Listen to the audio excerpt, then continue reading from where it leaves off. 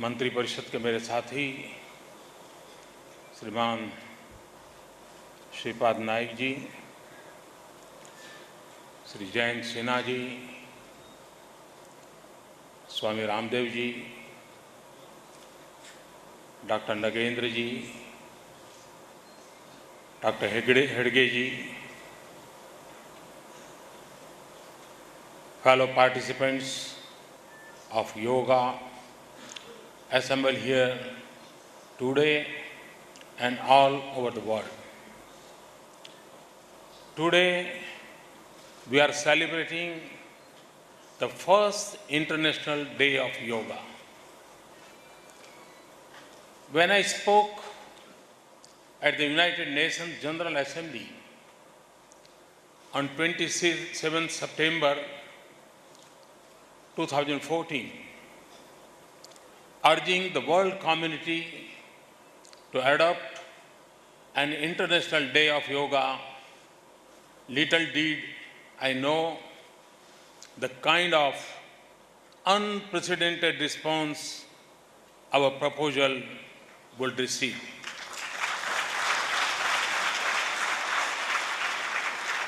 The community of nations responded as one. On December 11, 2014, the 193-member United Nations General Assembly approved the proposal by consensus with record 177 co-sponsoring countries. वैसे UN के इतिहास में अपने आप में एक बहुत बड़ी घटना है. As I stand here today, the International Day of Yoga is being celebrated across the world. Millions of people around the world are participating in this event. From sunrise in the Far East to sunset in the farthest corner of the Western Hemisphere, people will join in this great celebration of yoga today. In India, this morning, millions of people participated in a simple yoga demonstration at Rajpath, in state and district capitals, in community, groups, and in their homes also. This solidarity in yoga, this coming together with our brothers and sisters in other countries, brings our hearts and minds closer. I am also happy to release here today a commemorate coin and postage stamp on the occasion. I am grateful to the international community for the support. I acknowledge with all humility that this support is not just for India. This support is for the great tradition of yoga, the tradition that helps individuals and societies to discover a sense of oneness with the self, with each other and nature. The reach and spread of yoga span continent, cuts across differences of colors, class and creed. I am told that there are communities of yoga practitioners in almost every country in the world. From the banks of the river Indus to every continent in the world, yoga has spread harmony between man and nature and a holistic approach to health and well-being. It is said that yoga transforms lives. जो लोग योगा से परिचित हैं उनको पता है कि योगा एक प्रकार से, अगर हम में से कोई ऐसा नहीं होगा, दुनिया में कोई इंसान ऐसा नहीं होगा जो ये न चाहता हो कि वो जीवन को जी भर जीना चाहता है। हर कोई जीवन को जी भर करके जीना चाहता है। और मैं विश्वास से कहता हूं कि योगा ये जीवन को जी भर करके जीने की जड़ी बूटी है।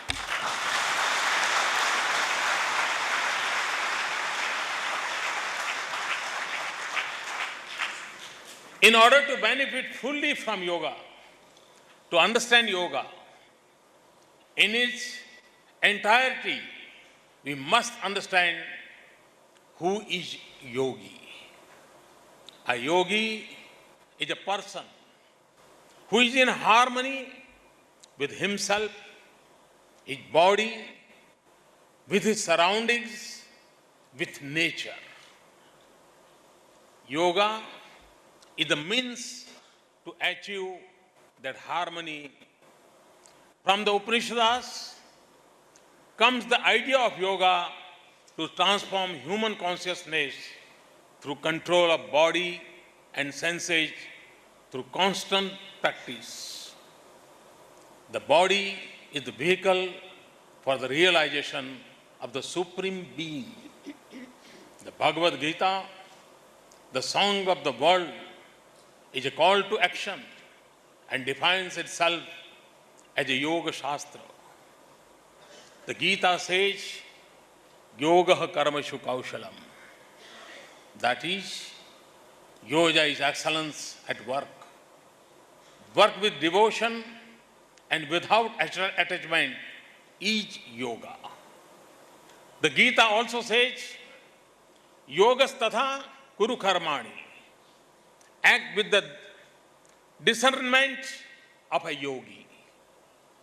Yoga is therefore a vision for a harmonious future for humanity.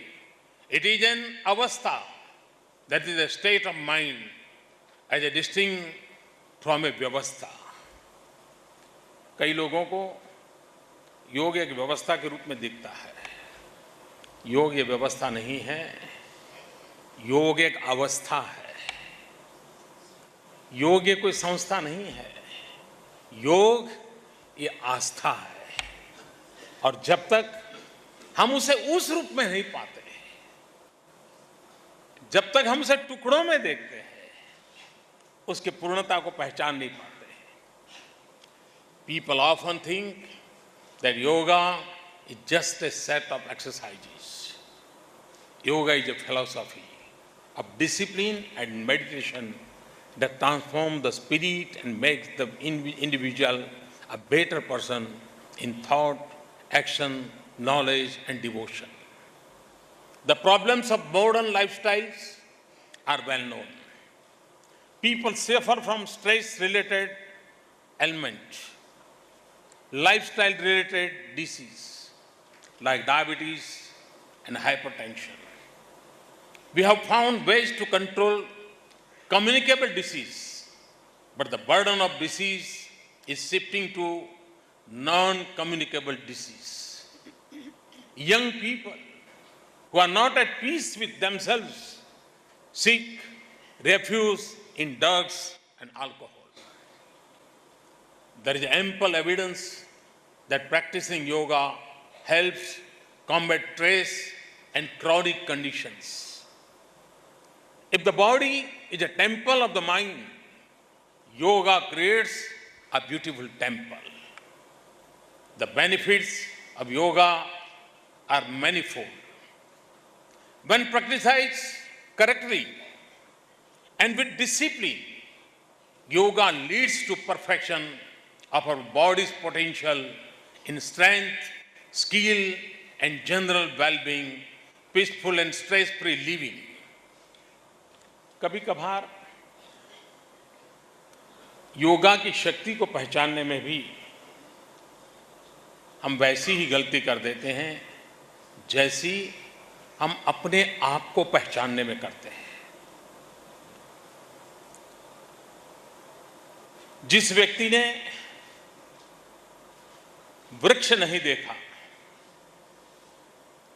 बीज से वृक्ष होता है, उसका अगर ज्ञान नहीं है और उसे कोई बीज बता दे, सीड्स बता दे कि देखो इसमें ये पोटेंशियल है, कितना महान वृक्ष बन सकता है, तो विश्वास नहीं करेगा, वो सैकड़ों सवाल पूछेगा। लेकिन उसी छोटे से सीड्स को, बीज को अगर उचित लालन पालन हो, खान पान हो, ऊर्जा हो, पानी हो, प्रकृति का साथ हो, वही बीज वट वृक्ष में कन्वर्ट हो जाता है। मनुष्य के भीतर भी परमात्मा ने सभी शक्तियों का संपुट दिया हुआ है। मुझे दिया है और आपको नहीं दिया है, ऐसा नहीं है। मानव मात्र को इस सामर्थ्य दिया हुआ है, लेकिन जो उसके लालन पालन की कला जानता है, जो उसे विकसित करने का अवसर प्राप्त करता है, जो व्यवस्था के तहत, आस्था के तहत, प्रैक्टिस के तहत धीरे धीरे अगर विकसित करता है, तो वो भी उत्कृष्ट जीवन की ऊंचाइयों को प्राप्त कर सकता है। और परमात्मा ने जीव मात्र में जहां है वहां से ऊपर उठने की सहज इच्छा शक्ति दी होती है। योग उस परिस्थिति को पैदा करने का एक माध्यम है। और इसलिए जिसको ज्ञान नहीं है, अनुभव नहीं, उसको शक होता है कि क्या योगा से संभव हो सकता है। लेकिन जिसने बीज से बने वृक्ष की कथा को समझा है, उसके लिए संभव है। अगर बीज वटवृक्ष में परिवर्तित हो सकता है, तो नर भी नारायण की स्थिति को प्राप्त कर सकता है। अहम ब्रह्मास्मि, रामदेव जी कह रहे थे, अहम ब्रह्मास्मि।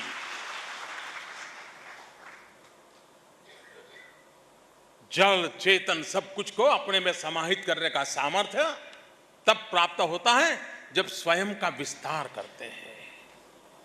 योगा एक प्रकार से स्व से समष्टि की यात्रा है। योगा एक प्रकार से अहम से वयम की ओर जाने का मार्ग है। और इसलिए जो अहम से वयम की ओर जाना चाहता है, जो स्व से समष्टि की ओर जाना चाहता है, जो प्रकृति के साथ जीना सीखना चाहता है, योग उसको उंगली पकड़ करके ले जाता है। चलना तो उसको ही पड़ता है। और उस अर्थ में इसके सामर्थ्य को जगत जाने। और आज खुशी की बात है, जब हम में से जो लोग 20वीं सदी समाप्ति से 21वीं सदी में प्रवेश किया, उस पल को याद कीजिए। पूरे विश्व ने सूरज की किरणें जहां जहां जाती थी, आनंद उत्सव मनाया था। जब सेंचुरी बदली, वो पल कैसा था। आज दोबारा वो पल विश्व अनुभव कर रहा है। जहां जहां सूरज की किरणें जा रही हैं, योग को अभिषिक्त करती चली जा रही हैं। पश्चिम से, पूरब से पश्चिमी छोर तक ये यात्रा चल रही है। ये वैसा ही अवसर पैदा हुआ है जैसा 20वीं शताब्दी के अंत में 21वीं सदी की प्रारंभ की जो पल थी और विश्व ने जो अनुभूति की थी, वो अनुभूति आज विश्व योगा के लिए कर रहा है। हर भारतीय के लिए, हर योगा प्रेमी के लिए, विश्व के हर कोने में बैठे हुए व्यक्ति के लिए इससे बड़ा कोई गौरव नहीं हो सकता है। और उस गौरवगान में जब हम आगे बढ़ रहे हैं, तब control and mastery of our life, energize prana, leading to health, long and disease-free life, capacity for full enjoyment of life, opening and refining of the heart's emotions, leading to greater compassion, mutual understanding, and sensitivity to the needs of others. Full development of our mental powers, leading to heightened concentration, intelligence, creativity, intuition, liberation of our spirit from ignorance, suffering, incapacity, leading to freedom, equality, constant joyfulness, and inner strength to overcome all challenges of life. It awakens the deeper sense of unity and oneness with the whole universe and all living beings. Together, this leads to the realization of our highest divine perfection. At a community level, the evolution of the individual through yoga results in reduction of greed, coarseness and violence in thought and action, enormous reduction in the cost of healthcare and social support, a dramatic reduction in conflicts and misunderstandings within families, communities, and between nations, increased collaboration and effective teamwork in business and communities, compassion towards all beings, plants, animals, and humans, and long-term and ecological thinking in all socio-economic planning, increase power of innovation, technology, and knowledge, deeper impact of art, music, poetry, dance to uplift the quality of life, and an overall increase in the peace of human development and evolution. To sum up, in a world of excess, of seeking after materialism, yoga promises restraint and balance. In a world suffering from mental stress, yoga promises calm. In a distracted world, yoga creates focus, creates concentration. In a world of fear, yoga promises strength and courage. A healthy body and a disciplined mind are the foundations of a world free from fear. In crafting a new self through yoga, we create a new world. We live in a world that is divided, in a world in conflict over material gains, a world in conflict over failures to understand each other. How shall we understand each other if we do not understand ourselves? Swami Vivekananda says in his book on Rajo, each soul is potentially divine. The goal is to manifest this divinity within by controlling nature, external and internal. Do this either by work or worship or control or philosophy by one or more for all of these and be free. This is the whole of religion. Doctrines or dogmas, or rituals or books, or temples or forms are but secondary details. It is this freedom that will free us from misunderstandings, from doubt, from conflicts, and lead us towards world peace. We are at a point in history where global warming threatens the world as we know it. The world's ecology is threatened by human greed and access. Yoga shows the way to consumption that is healthy, balanced, and in tune with nature. We will need to raise a generation that lives according to these principles if we want to leave the world habitable for future generations. Sri Aurobindo said, Indian yoga is potentially one of these dynamic elements of the future life of humanity. It is now emerging from the secret schools and ascetic retreats in which it had taken refuge and seeking its place in the future sum of living human powers and utilities.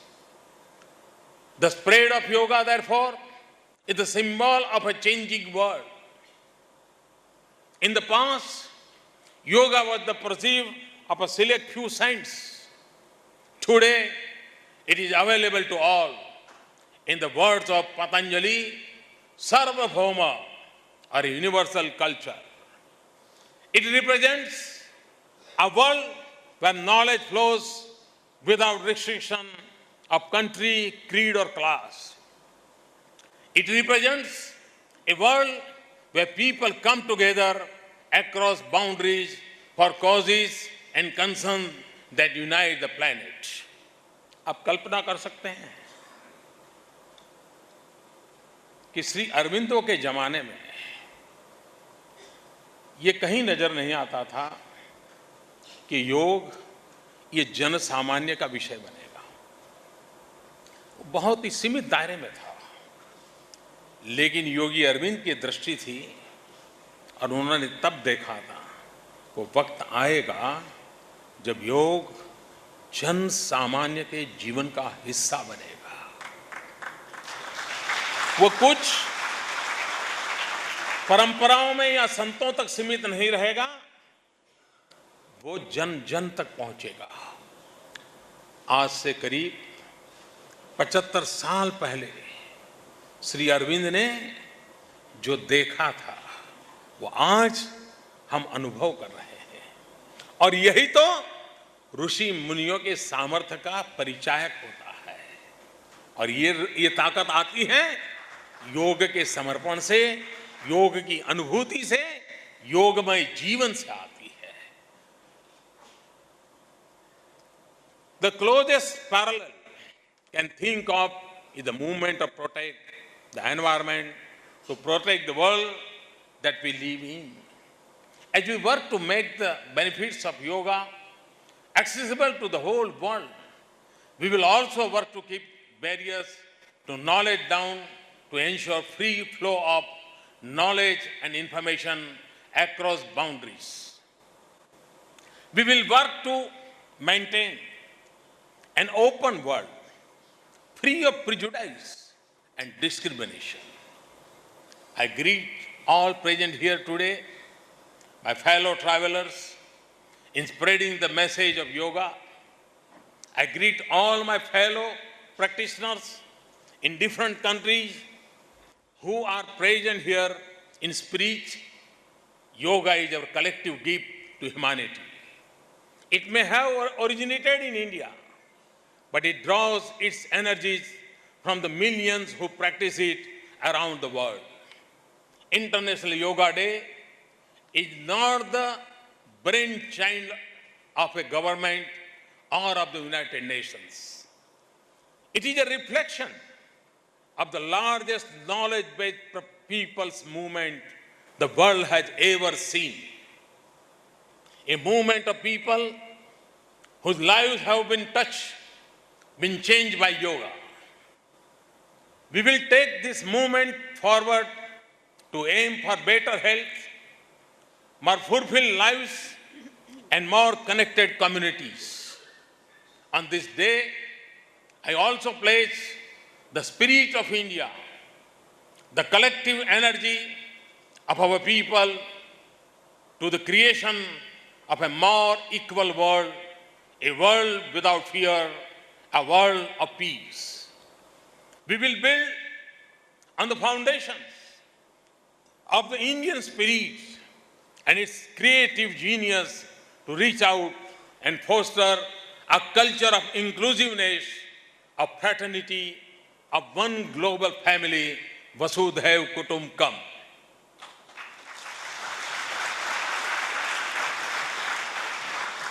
I will end with the grand invocation of good health and peace, the Shanti path. Sarve bhavantu sukhina, sarve santu niramaya, sarve bhadrani pashyantu, ma kaschid dukbhag bhave. May all be happy, may all be free from illness, may all see that which is auspicious, may no one suffer. आप सबको अंतर्राष्ट्रीय योगा दिवस पर बहुत बहुत शुभकामनाएं देता हूं और ये 2 दिवसीय सेमिनार विश्व की हमसे अपेक्षाएं बहुत बढ़ जाएगी। अभी हमारा दायित्व बनता है कि विश्व की अपेक्षाओं के अनुकूल योग के सही रूप को और समयानुकूल स्थिति में हम जगत तक कैसे पहुंचाएं, दुनिया समझे उस टर्मिनोलॉजी में हम इसे कैसे पहुंचाएं। मैं कभी कभी कहता हूं कि अच्छे से अच्छे मोबाइल फोन की ब्रांड हो, लेकिन बहुत कम लोग होते हैं जिनको उसके यूजर मैनुअल का अता पता होता है।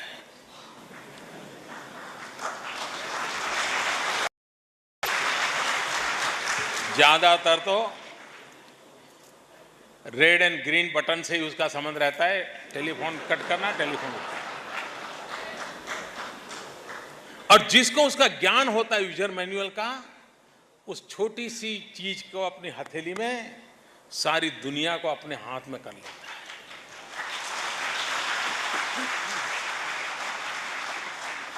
परमात्मा ने हमें भी जो सॉफ्टवेयर दिया है ना, हमें उसके यूजर मैनुअल का पूरा पता ही नहीं है।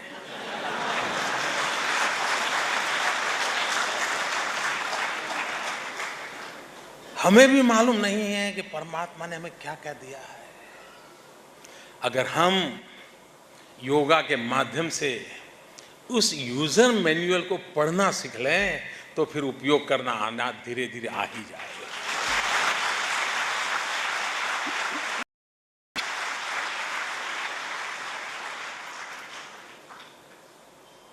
मैं कभी कभी सोचता हूं, मेरे हैंडराइटिंग तो अच्छे नहीं है, लेकिन आपने देखा एक टीचर के अच्छे हैंडराइटिंग के प्रति बड़े आग्रही हैं, क्लासरूम में अपने स्टूडेंट्स को सिखाते हैं, लेकिन कुछ बच्चे होते हैं जिनके हैंडराइटिंग बहुत अच्छी तरह सुधरने लग जाते हैं, और कुछ लोग होते हैं पेन वैसे ही पकड़ते हैं, बेस्ट क्वालिटी का पेन भी होता है, कागज भी बढ़िया से बढ़िया होता है, टीचर भी भरपूर मेहनत करता है, वो भी ऐसे ही हाथ घुमाता है, लेकिन हैंडराइटिंग अच्छे नहीं आते। फर्क क्या है?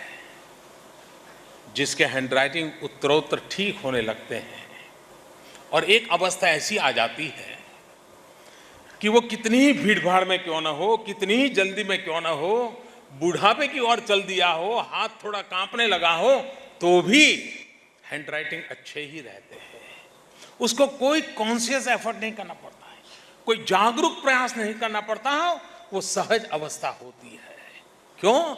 उसने उसको इंटरनलाइज कर दिया है। जिसके हैंडराइटिंग खराब है और वो कॉन्शियसली किसी विशेष व्यक्ति को चिट्ठी लिखना चाहता है, 1-2 लाइन तक तो ठीक कर लेता है, फिर लुढ़क जाता है,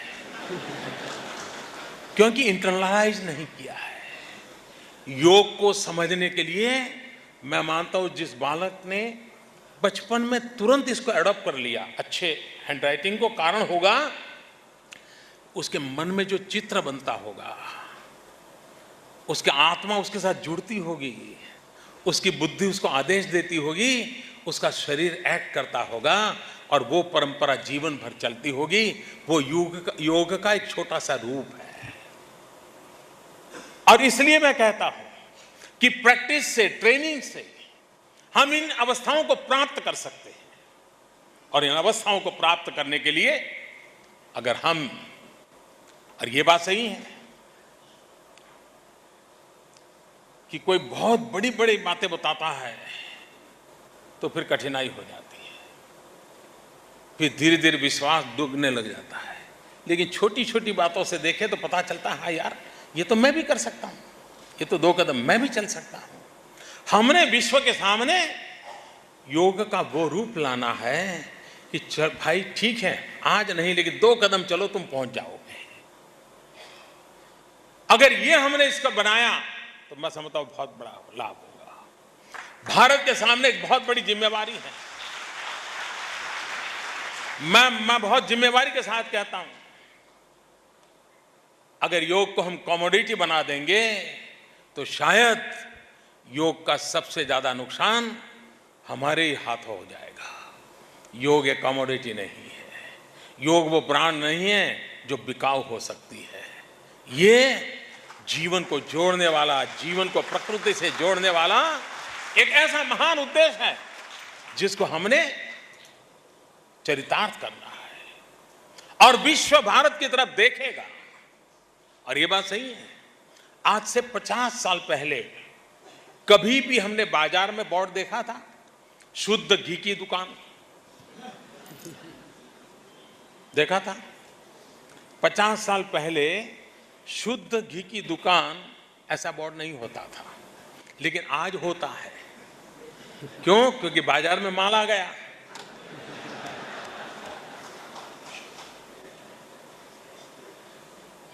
योगा के संबंध में कभी ऐसा ना आना चाहिए वो दिन, अभी तो बचे हुए हैं, लेकिन कभी वैसा दिन नहीं आना चाहिए कि हमारा ही योगा सच है, बाकी तो तुम फालतू में कान नाक पकड़ करके डॉलर खर्च कर रहे हो।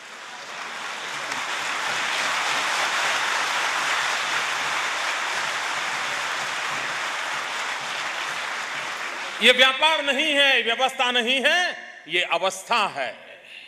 और इसलिए एक जगत के कल्याण के लिए, मानव के कल्याण के लिए, जन जन के भाग्य को बदलने के लिए ये भारत की भूमि का योगदान है।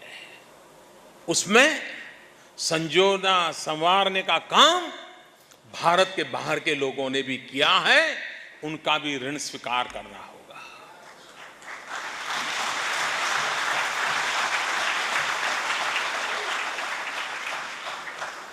इसे हम हमारी बपोती बना करके न बैठे। ये विश्व का है, मानव जात का है और मानव जात के लिए है। ये इस युग का नहीं, अनेक युगों के लिए है और समय के अनुकूल उसमें परिवर्तन भी आने वाला है। जिन्होंने, जैसे हेगड़े जी बता रहे थे, सोलार विमान के अंदर योगा किया होगा, तो हो सकता है जगह कम होगी तो उनको वो योगा सिखाया होगा कि भाई तुम ऐसे नाक पकड़ो, ऐसे पैर करो, हाथ नहीं हिलता, कोई नहीं, ऐसे कर लो। उन्होंने मॉडिफाई किया होगा। तो जहां जैसी आवश्यकता हो वैसे परिवर्तन करते हुए इसको और आधुनिक बनाना, और अधिक वैज्ञानिक बनाना, और विज्ञान की कसौटी पर कसता चले जाएं तो विश्व कल्याण के इस काम को हम करते रहेंगे, करना होगा और उस जिम्मेवारी को हम निभाते रहेंगे। मैं फिर एक बार इस सारे अभियान में विश्व भर का ऋणी हूं, विश्व की सभी सरकारों का ऋणी हूं, विश्व के सभी समाजों का ऋणी हूं और मैं सबका बहुत बहुत आभार व्यक्त करता हूं। बहुत बहुत धन्यवाद।